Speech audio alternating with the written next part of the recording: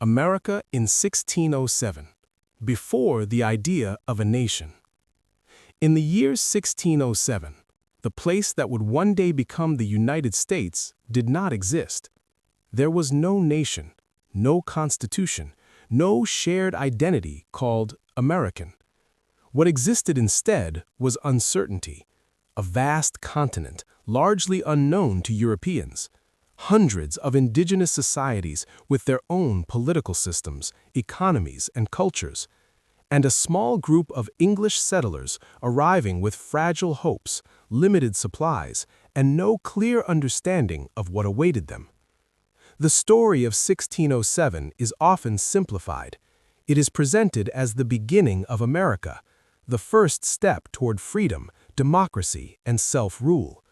But in reality, 1607 was not the birth of a nation, it was an experiment, and at the time, it was far from certain that it would survive. To understand what America truly was in 1607, we must set aside what we know came later. No independence, no liberty as a political principle, no vision of a democratic republic. Instead, there was fear, profit, hierarchy, and imperial ambition. America in 1607 began not as an idea of freedom, but as a colonial venture. Europe in the early 16th century. By the early 1600s, Europe was a continent shaped by competition.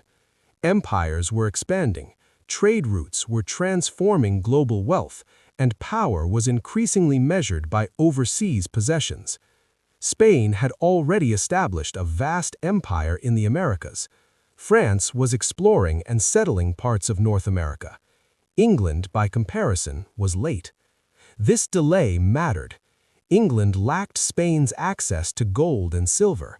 It faced internal religious divisions, and it sought new ways to compete economically and politically. Colonization offered a possible solution, not primarily for freedom, but for wealth, influence, and survival in a competitive world. The English crown did not initially seek to create self-governing societies. It sought to extend power, and it relied on private companies to do so. The Virginia Company and the logic of profit. The settlement of 1607 was organized not by the English government directly, but by the Virginia Company of London. This was a private joint stock company.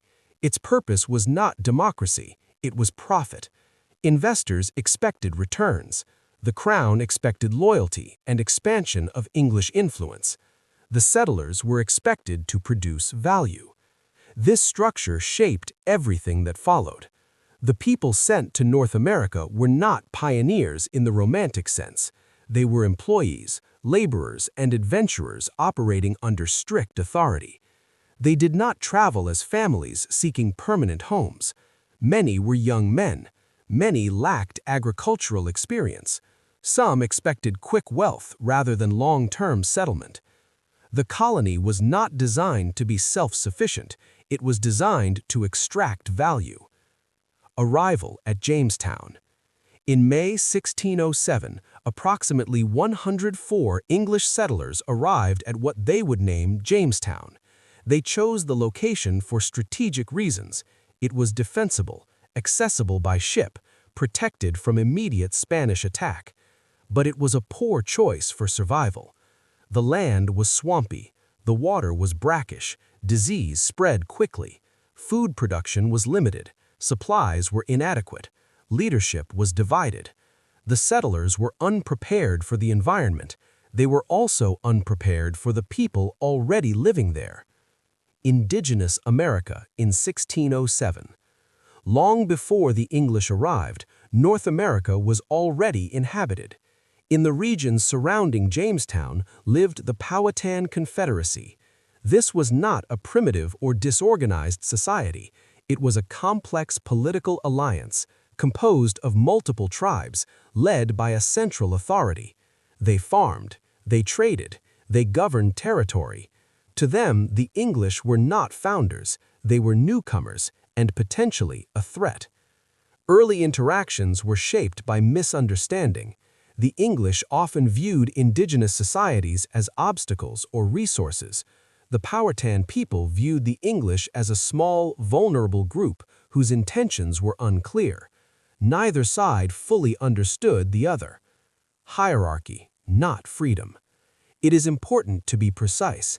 The Jamestown colony was not built on freedom, it was built on hierarchy. Leadership was strict, punishments were severe, obedience was enforced, work was compulsory, dissent was dangerous. Survival depended on discipline. During periods known as the starving time, conditions became extreme. Food shortages led to desperation. Disease and death were widespread. The colony nearly collapsed. At no point in 1607 did settlers imagine they were creating a free society. They were trying to stay alive. Power and authority. Authority in Jamestown flowed downward, from the Virginia Company to appointed leaders, to settlers with little say in governance. There were no elections, no guaranteed rights, no protections against abuse of power. Discipline was viewed as necessary. Without order, the colony would fail. This belief would echo throughout American history. The idea that survival requires authority and that freedom sometimes must wait. The real significance of 1607. The importance of 1607 is not that it created America, it is that it revealed the conditions from which America emerged. Colonization before democracy, authority before liberty, profit before principle.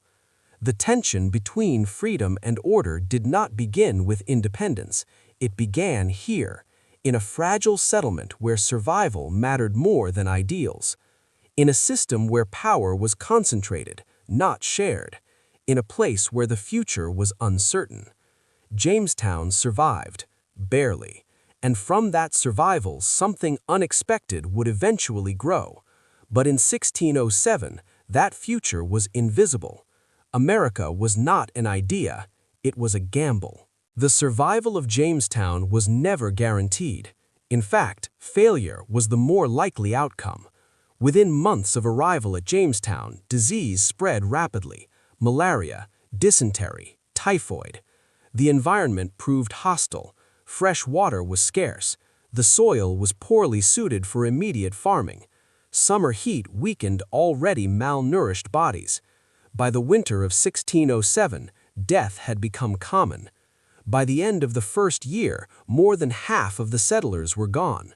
This was not the result of a single disaster, it was the result of miscalculation. The colony had been planned as a commercial outpost, not a self-sustaining community. Many settlers lacked farming skills. Some refused manual labor altogether. They believed wealth would be found quickly: gold, trade routes, a shortcut to profit. Reality offered none of these.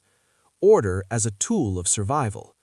As conditions worsened, one conclusion became unavoidable: without strict authority, the colony would collapse. Leadership tightened control. Rules became harsher, punishments more severe, obedience non-negotiable. Work was enforced through coercion. Food was rationed. Discipline was public. Dissent was punished. This was not an ideological choice, it was a practical one. Survival required order. The idea that freedom could exist without structure was meaningless in Jamestown. In this environment, authority was viewed not as oppression, but as necessity. The role of leadership. Among the early leaders, one figure became particularly influential: John Smith. Smith was not a philosopher, he was a soldier. His approach was direct. Those who did not work would not eat. This policy was not symbolic, it was enforced. Under Smith's leadership, labor became mandatory. Food production improved marginally. Relations with indigenous communities became more structured, but also more tense. Smith understood that the colony depended on trade with local populations, but he also believed in projecting strength. Negotiation and intimidation existed side by side. Relations with indigenous peoples. The English settlers were never alone. Surrounding them was the Powhatan Confederacy. This alliance controlled much of the region. Its leader, Powhatan, viewed the English through a strategic lens.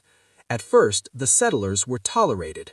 They were small in number, dependent, potentially useful. Trade provided the colony with food.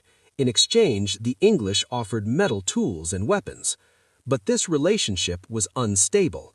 The English wanted permanence. The Powhatan expected submission or eventual departure. Both sides misread each other. The English believed they could impose control. The Powhatan believed they could manage a temporary presence. These assumptions could not coexist indefinitely. Violence and escalation. As the colony struggled, pressure intensified. Food shortages intensified competition. Mistrust deepened.